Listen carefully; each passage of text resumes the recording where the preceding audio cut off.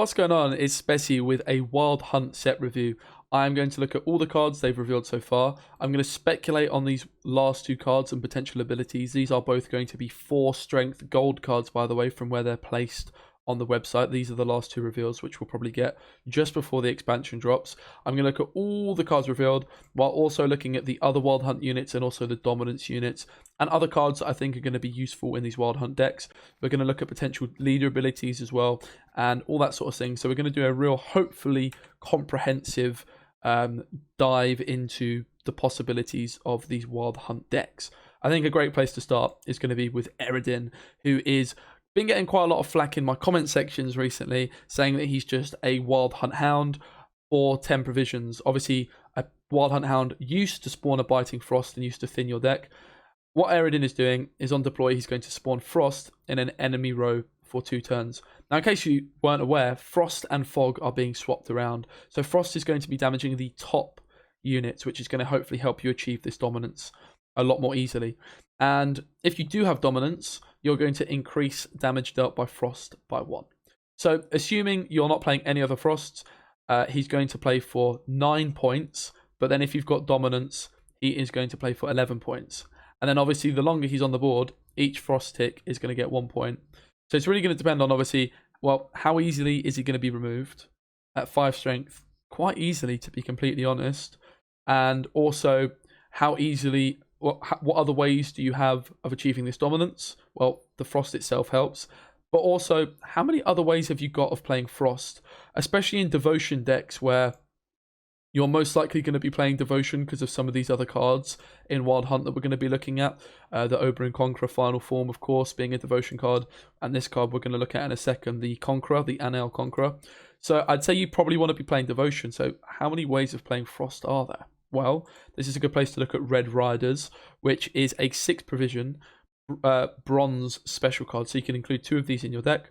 And you can either spawn Frost on an enemy row for 4 turns, so that's going to be 8 points. Or you can spawn Frost on both enemy rows for 2 turns. That's going to be also 8 points. Obviously, this one would be used earlier on in the round, or if there's like a certain card you wanted to target. And this would be used sort of midway through the round or towards the end of the round when there's not that many turns left, or when you're thinking about passing. This card's great. It's 8 points very consistently for 6 provisions. It's helping to achieve your dominance, and also it's got that Frost synergy with things like Eridan and a couple of these other cards we're looking at. I think this is obviously an auto include for these Wild Hunt decks, but I really think this card is pretty damn strong. The flexibility of this is an ability I really like on the design of the card, because your opponent can't just row stack to play around the Frosts. But equally, you know, they could get punished in a shorter round. Like, let's say your opponent's going first, they might just want to row stack to avoid the tempo of this. So it's a really cool card, a really nice design. And in combination with Eridan, if Eridan's stuck down on the board, each turn, this is going to be getting, well, it's going to be not just going to be getting you 8 points, right? It's going to be getting you 12 points with this Eridan dominance. So a really solid card and a design I am a massive, massive fan of. Really good card, like I say. We'll also look at the other way of playing Frost, which is Ardgaith. Now, I'm sorry I butchered that. I really do apologize. This is the Echo card that Monsters has.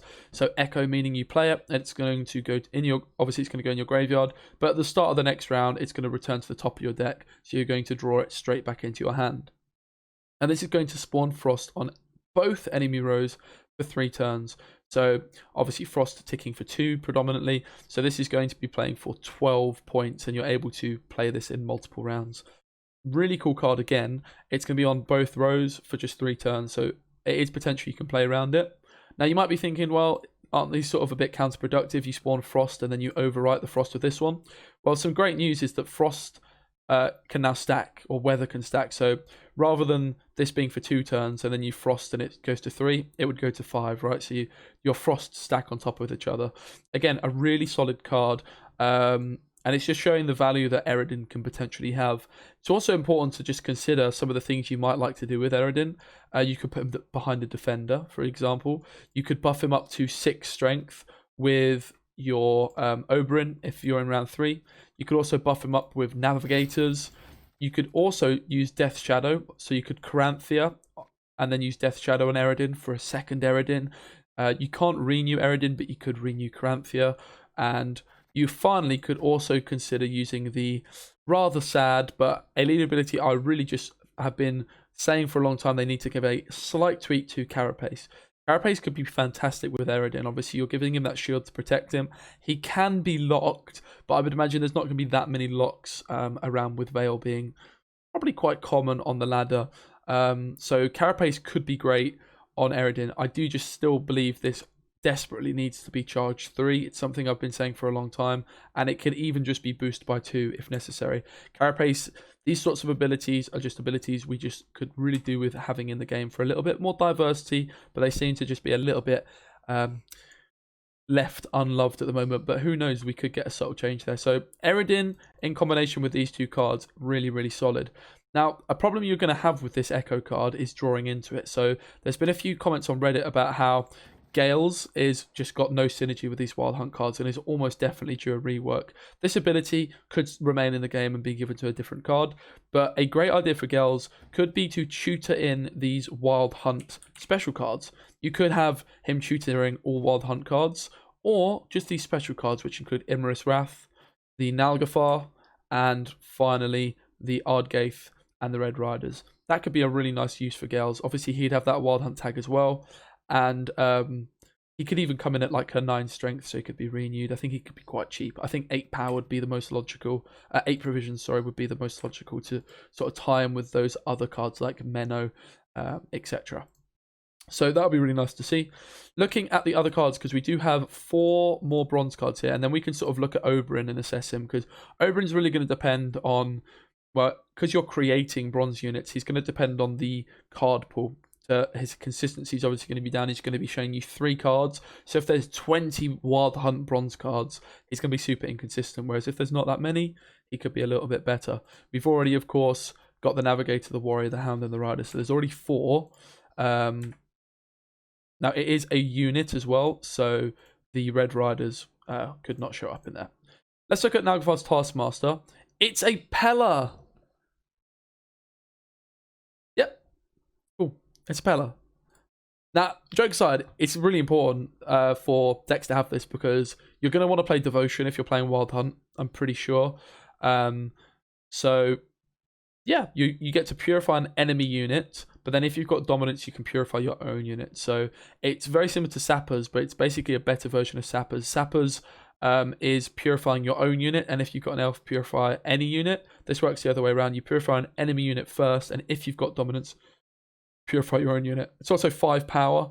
It's obviously, you know, a little bit less consistent than a Pella in the sense that it's going to, you have to have the Dominance to purify with your own units. But the main use for this sort of card is defenders of your opponents. Removing Veil as well could be pretty useful. But a really, really solid card. Obviously, in combination with Oberon as well, it can get that buff in round 3 to 6 points. Really good. I do think lots of decks and factions are going to need these cards for Devotion. Sort of like a Bomb Heave would be good. And I just beg that Northern Realms gets a card similar to this. I may cry if not. Up next, we have Nalgothar's Crew. And a great way of playing Frost, because it's a unit and you're going to spawn Frost for 2 turns on an enemy row. At the end of your turn, if there is Frost on the opposite row, boost self by 1. So it's an engine if you've got Frost. Now, this is kind of similar to what the Wild Hunt Hound does, but it relies on Dominance. I would just say this is a much better version of the Wild Hunt Hound, and I really do hope this card actually sees a bit of a rework to have a bit more Frost synergy. That could be really cool. I am expecting a few reworks. I think the Wild Hunt Hound would be my top pick for a rework to have more synergy with Frost. So this card, really, really cool. Now, what I like about this card, obviously it's spawning Frost and then boosting. So it's playing for at least 6 points, because if it gets removed straight away, but it's going to play for 7, right? Assuming you're not playing any other Frost. It's an engine, and it's also got a really nice bit of synergy with the man Imarith. This card, I don't see getting changed. Maybe this Dominance ability could get reworked to something, because I've never understood the Dominance on this one. But what you could do is I'm trying to think what this card's called, your Nalgothar's Crew. It's going to come in, you put it down at 1, you spawn Frost. Next turn it's going to be 2 strength, right? And then you could Imarith it up to 7 for a 12-point play, and then it's going to boost itself up to 8 in the next turn. So it's a little bit you know, it's not amazing, but it's pretty good, to be fair. It gives you a decent target in these Wild Hunt decks for your Imrith, if you do in fact want to use Imrith, which I think makes a lot of sense because Imrith's Wrath's a really good card anyway with Dominance, and with Imrith it destroys any enemy unit. So it's going to be interesting to see. This card is a little bit expensive. Not sure how good it's going to be. It's really just trying to judge how useful is this Wild Hunt tag. The only thing really you've got for this Wild Hunt tag at the moment is this round 3 Oberon, and how good is this card? I think it's really difficult to tell at the moment how good this card is and how good the Wild Hunt tag is, because at the moment there's not any other benefits from having that Wild Hunt tag except a 1-point buff in round 3, and this card could easily get removed by a parasite or something, right? Maybe these last 2 cards though are going to help that Wild Hunt tag have a little bit more value, which at the moment I do feel like they're needing a little bit more value to play these Wild Hunt tags. Up next, we have another card that's working with Frost, the Wild Hunt Bruiser, the old Drowner. This is exactly what the Drowner used to do in beta. It's moving an enemy unit to the other row. If target moves to a row affected by Frost, damage it by 2. So the Drowner used to do the exact same thing. It could be any weather and damage it by 2. This card's great. It's very similar to a Drowner. I do think it's going to replace Drowner in quite a lot of decks because, you know, the Drowner can move and it has the Thrive, but playing it at 5 points, even though it doesn't have the Thrive, I think it's just going to be worth it in the long run over the Drowner. So it does make the Drowner a little bit out of action, but I suppose, you know, in decks you're not playing weather, that you probably would still use the Drowner over this, right? So yeah, I think this is a cool card design. I like the power and provisions rating, and I really like the ability as well. Of course, you could argue that these decks are going to be pretty decent at playing row punish type cards like Lacerate, because your opponent's going to want to avoid the Frost, and they might try and avoid that by row stacking, so this could play into it. Also, cards like Igni and Scorch do make a decent amount of sense because Fog, or it's now Frost, is helping to line up potentially a row to all the same or similar strength. So really, really interesting card.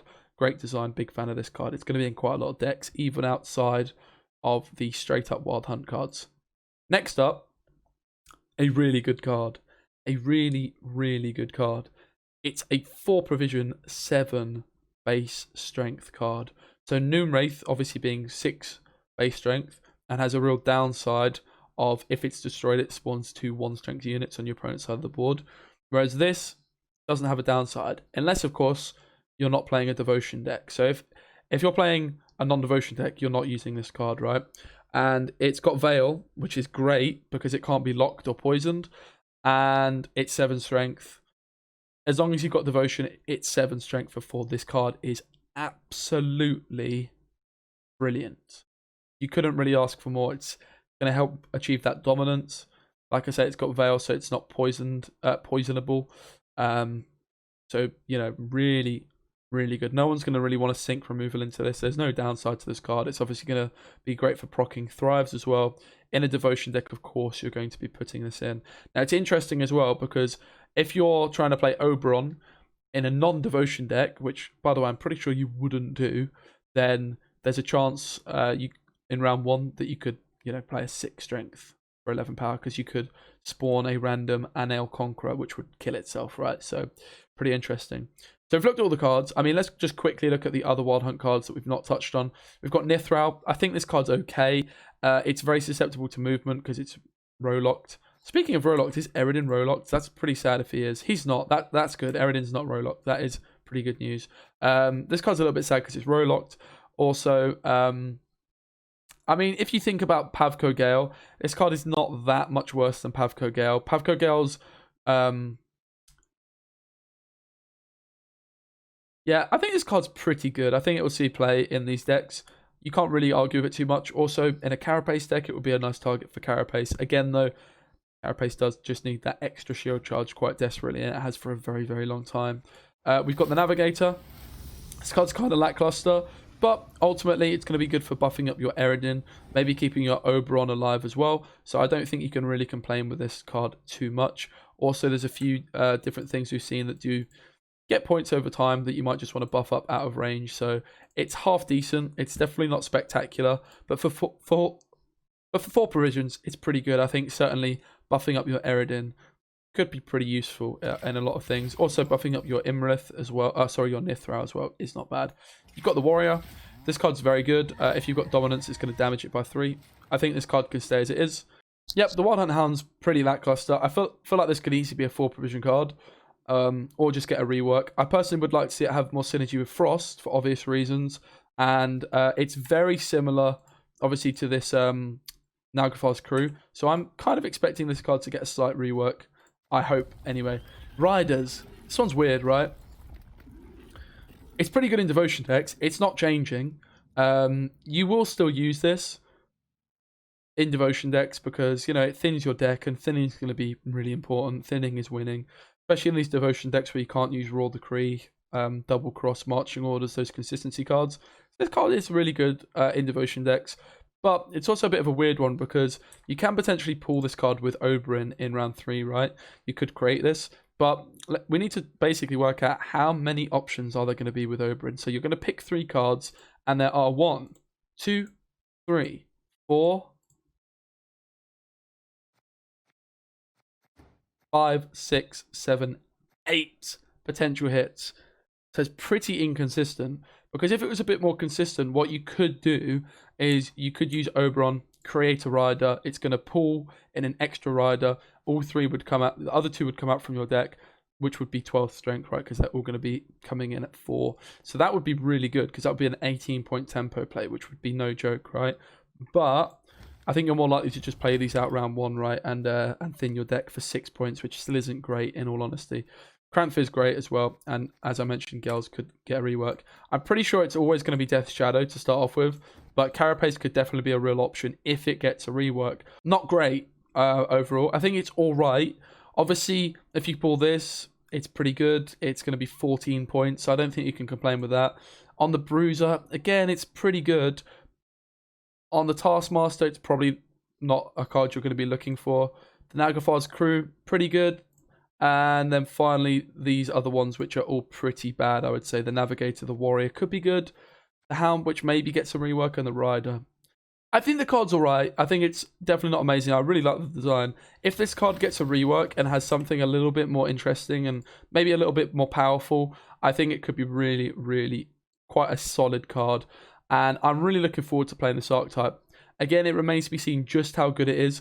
I think the other cards that you're going to be throwing in there are things like the Strigger, things like Igern, not Eridan, Igern, I can't spell it, it's YG, right? Yeah. And also, of course, the mighty Ozeril. Good chance you might use Protofelder as well, because that dominance, this card becomes pretty good, but equally it does act quite similar to Riders. And then obviously we've got these last 2 Wild Hunt cards. We would assume they're Wild Hunt cards still to be revealed.